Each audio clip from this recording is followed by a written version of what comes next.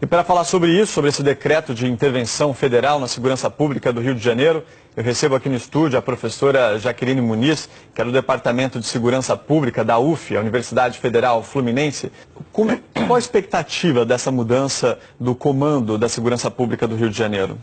Olha, a expectativa eu diria que não é otimista. É pior do que mudar 6 por meia dúzia, ok? Como ficou claro na fala do ministro. A pergunta que a gente tem que fazer é o seguinte: ninguém foi pego de surpresa com essa ambição de intervenção colocada no decreto.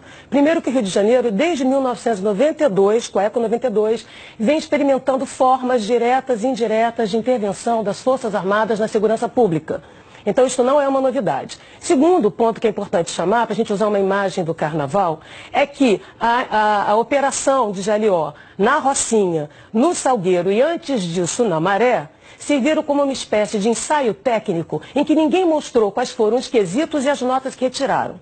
Até agora, apesar de ter gasto quase 300 milhões na Maré por mais um ano, aqueceu a panela de pressão sem produzir resultados substantivos, ninguém apresentou os relatórios de eficácia, eficiência e efetividade do emprego das Forças Armadas em suporte à ação policial no Rio de Janeiro. O que nós tivemos e temos assistido no Rio, na verdade, para ser muito clara, é a substituição do arroz com feijão da segurança pública, que é o que funciona, correto? Não é invenção da roda, o dia a dia dos policiamentos por operações policiais, pelo sobe e desce morro, pela teatralidade operacional, que tem rendimento político, rendimento eleitoral, rendimento midiático, mas pouco efeito no cotidiano. Se é de fato para combater o crime organizado, não será esse efeito espanta-barata, que tem se produzido com sobe e desce morro, com a chamada síndrome do cabrito, agora articulada, envolvendo as Forças Armadas, que, aliás, têm plena consciência de sua incapacidade de agir como polícia, de tal maneira que demandaram um salvo-conduto, uma proteção através de um decreto que transfere seus erros,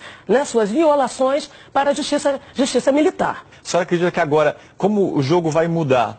Não tem como mudar. Isso é um ilusionismo e é preciso ser claro com a população. A primeira coisa é: tem alguém enganando alguém. Ou o governador passou a perna nas polícias, ou as polícias fizeram um bypass no governador. Por uma questão muito simples que a população precisa saber. Há 15 dias atrás, a Polícia Militar faz um seminário com o apoio do Viva Rio dentro da Firjan, de planejamento estratégico dessa polícia do futuro, a polícia de 2018. Ok? Estavam presentes o secretário de Segurança, o ministro Jungmann, da Defesa, todos estavam lá e desenharam um plano, uma proposta, ouvindo os setores da sociedade, para entregar ao governador. 15 dias depois, todo mundo é pego de surpresa. A intervenção federal no Rio de Janeiro não é um efeito especial de escola de samba que ninguém sabe e fica sabendo no sambódromo da insegurança pública do Rio. Ok? Então, o que é isso? Quem passou a perna em quem? De um lado, é o governador que entregou o Rio de Janeiro de porteira fechada, porque quem abre mão da segurança, abre mão da governabilidade, da capacidade de governo. Não é falando alto, gritando forte, que vai fazer as polícias funcionarem. Se tinha ingovernabilidade na segurança, não é o Exército falando alto de bigode que vai conseguir produzir, porque afinal, nem as forças, as espadas no Brasil, das Forças Armadas, mas da Polícia Federal, a guarda da esquina, não tem dispositivos de controle interno, de controle externo e de governabilidade. Fazê-las funcionar é um gesto de boa vontade e de camaradagem entre pares. É um pedido de, por favor, trabalhe ali na esquina. Esse é o primeiro ponto. Segundo importante que a população do Rio tem que saber. O Ministério Público tem um termo de ajustamento de conduta que já está há 2 anos cobrando do governo do Estado um plano de segurança, um conjunto de ações estruturais e sistêmicas para reduzir a matança de policiais, a matança de civis, mudanças na estrutura da segurança pública do Rio de Janeiro, a qual os prazos estão vencendo e o governador e ninguém apresentou. Por sua vez, a Defensoria Pública do Rio de Janeiro tem uma ação civil de redução de perdas e danos exatamente para evitar também a matança com propostas substantivas de mudança continuada, para que a gente não caia nessa fórmula fácil de achar que a espada sozinha resolve, porque ela vai cortar para todos os lados, inclusive a cabeça dos governantes e daqueles que hoje sentam na cadeira. Vocês não acham estranho, que exatamente no momento em que o Ministério Público, já há mais de um ano, desenhou um termo de ajustamento de conduta que envolve um conjunto de ações estruturais de mudança dentro das polícias, para fora. A mesma coisa a Defensoria Pública, o governo do Estado tinha que entregar a partir das audiências públicas, está devendo, aliás, já passou do prazo, né? Que tenha sido feita uma reunião com ONG, com PM, com empresariado, né? Para desenhar esse plano de ações, que, aliás, é simplório, é medíocre, é mais do mesmo, e que, de repente, todo mundo é pego de surpresa. Dá a impressão de que o comando militar chegou no Rio de Janeiro para passar o carnaval, gostou da cidade e resolveu governar. Não é assim.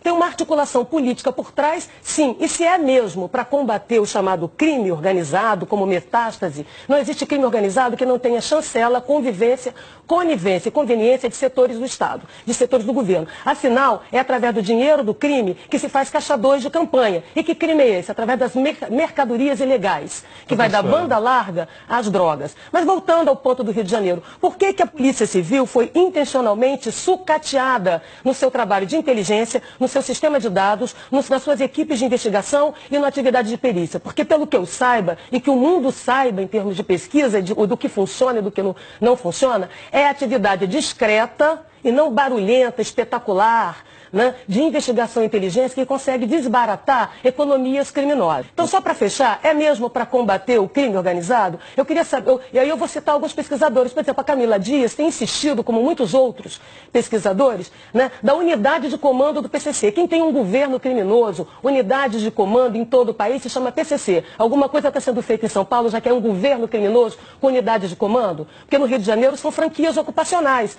mais fáceis de combater, uma vez que elas não têm unidade, disputam territórios. Será que é isso ou não? Ou será que é um outro tipo de arranjo político que salva o governador de alguma coisa que a gente não sabe o que é e ele entrega os seus votos, entrega o governo, né, para as pessoas brincarem de governo militar?